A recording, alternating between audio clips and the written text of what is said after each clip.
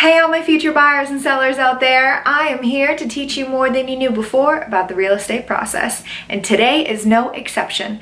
Sellers out there, I don't want you having miniature heart attacks over miniature repairs that you completely could have accomplished before your home inspection took place.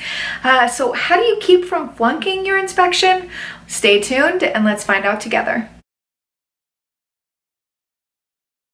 Hey, it's Ella with Ella Estate Realty and welcome back to my channel. Today I have 16 ideas, things to investigate, things to check, keep in mind if you are a seller and about to get a home inspection.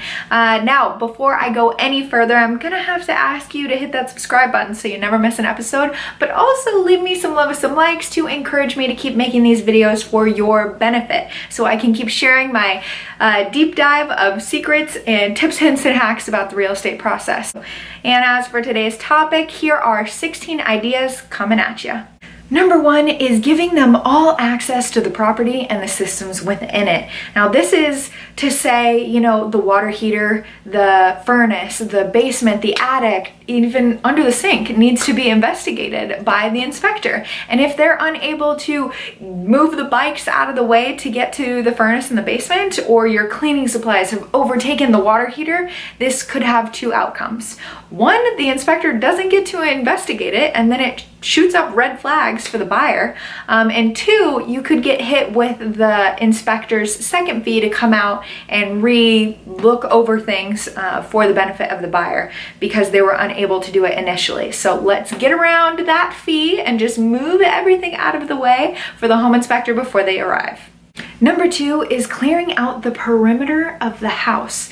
I'm talking about the exterior, so from bushes to trees to trash cans, you want to get them all out of the way. So one, the inspector can investigate, but two, it doesn't raise any red flags, like the trees are too close to the house and so maybe the roots are disrupting the foundation, or there's just a lot of shrubs and bushes and that could cause some damage to the exterior of the house. They're going to be looking at the siding, the windows, doors. They need access to all these things, and overgrown greenery can do more harm than good. So take a day and just become a landscaper and do a little cleanup around the house particularly. Number three is keeping your house clean. Now I get it, you've got mutual acceptance, you've found your buyer, and you don't need to do showings anymore. So the urge and the ease of letting boxes stack up, you know, is there. And you have kids and pets and it's just hard to keep up with everything. I totally understand. But if an inspector is coming in, they're going to want one, access to everything, so these boxes getting in their way is negative, and two, it won't directly affect the inspection, the home inspection as a whole, but it might come across that if your house is in disarray, then maybe that's how you keep the systems in your house, and that could possibly come through in the inspection, that they're a little curious how you've taken care of it over the years.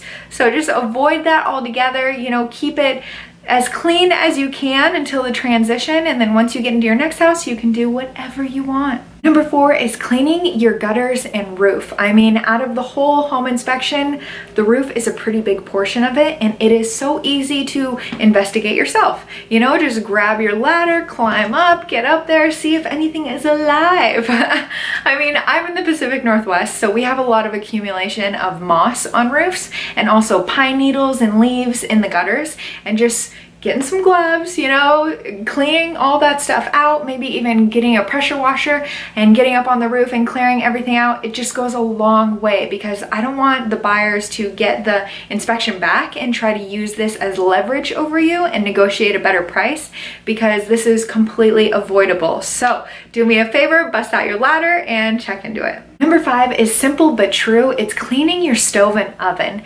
Now, this is something that will be tested by the inspector. They're going to turn it on, make sure it heats up accordingly. And if there's a bunch of burnt on food, you know, things that have overflown in the oven or on the stove, chances are it'll smoke, chances are it'll maybe ding on some alarms, and we just want to avoid this catastrophe by cleaning first. Number six is changing out the furnace air filter. Now, maybe you didn't even know this was there, or it's been a lengthy the time since you changed it out, but definitely head on down to the hardware store and switch it out, because not only is this key for air quality in your house, but also functionability for your furnace. And if you don't do this, it could raise some red flags to the home inspector that you've never done it, or you don't take good care of the system, and they would corroborate this back to the home buyer. So definitely avoid this altogether and just change out that air filter. Lucky number 7 is electrical. And no,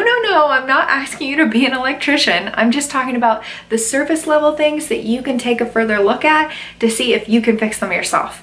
Outlets, light bulbs, light switches, light fixtures, ceiling fans, all of those.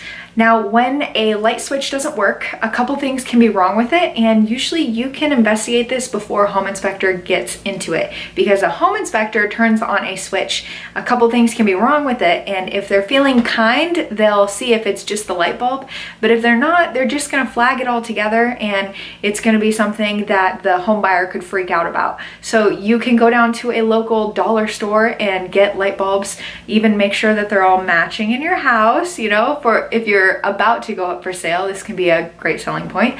But also you can go to a local hardware store and get a little gadget that plugs into all your outlets and shows you how strong the electricity is and if it actually works, all of those things. So you can have the insider knowledge before the home inspector gets there and be on top of your game. Number 8 is you want all the toilets in your house functioning, but I'm particularly talking about when you flush it and it runs the water for a really long time.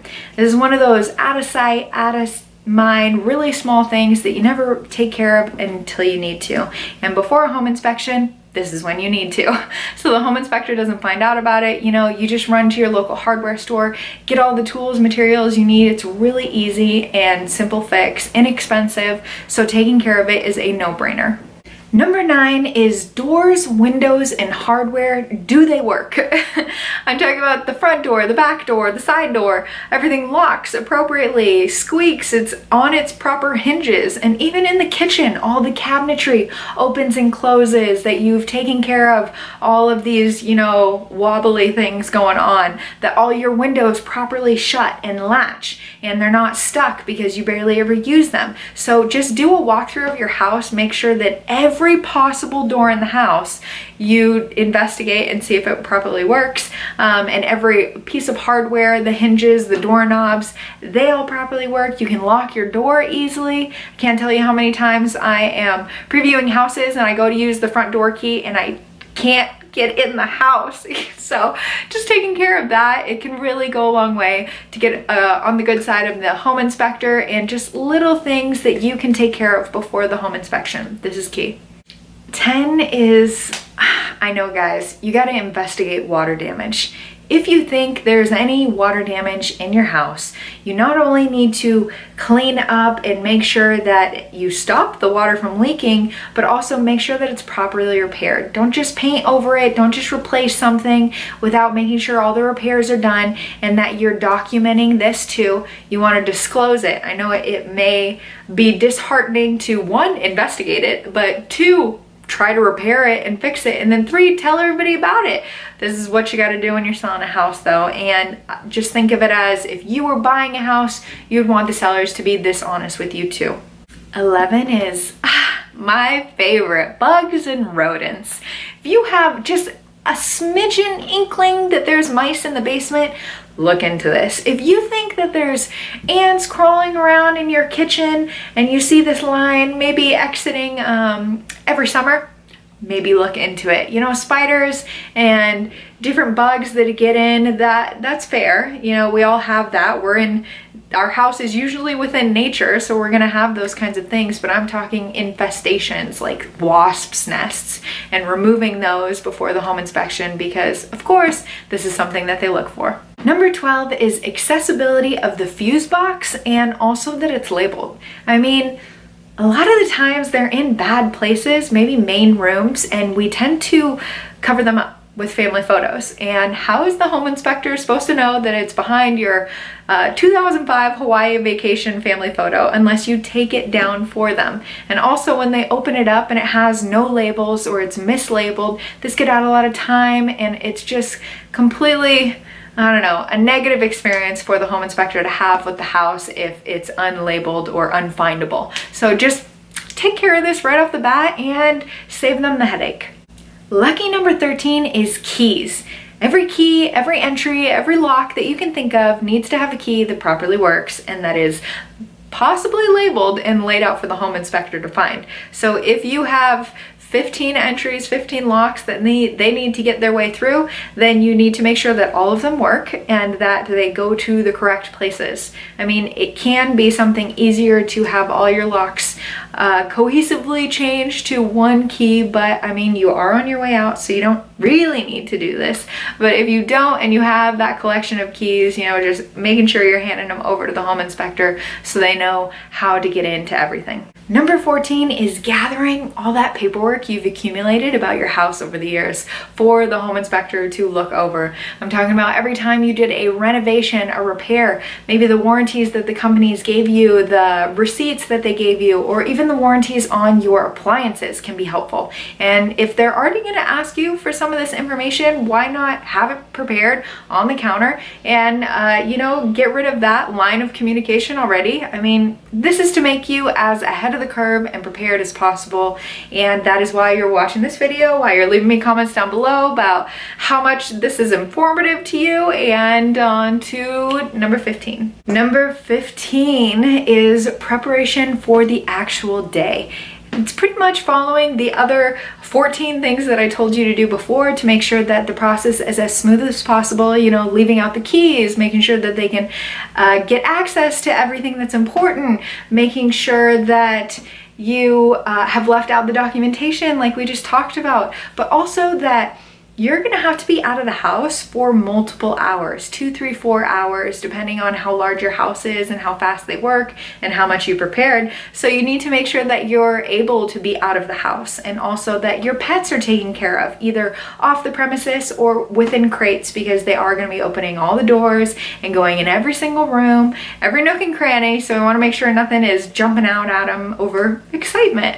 And then lastly, you wanna make sure that you keep on your utilities and keep on your pilot light, because you don't want to shut off all the heat in the AC and blow out the pilot light because you've moved out. This is if the house is vacant, because this can cause damage to the house, but also can come across like there's something wrong with the house if they're unable to turn on the heat, for instance. So you just want to make sure that those things are left alone until after the home inspection. Keep those things going, and just make this process easy for the home inspector, easy for you, that there's no negotiation involved after this. So I have a feeling you guys are going to do great.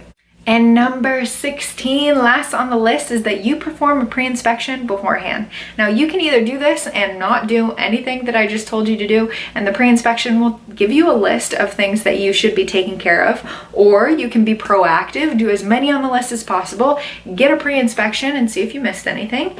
Or lastly, you can get a pre-inspection, you know, look over it, pick and choose what you want to do, and take your chances with the next home inspection. But I will say that no two home inspections are created the same, because these are generalists that come into the house, and maybe a home inspector has a really big background on electrical and they find a bunch of things wrong with that, and then the buyer's home inspector that they get to choose has a background in plumbing and they found things of that sort. So make sure that you're not riding on everything, you fixed everything with the pre-inspection, so nothing should come back with the home inspection.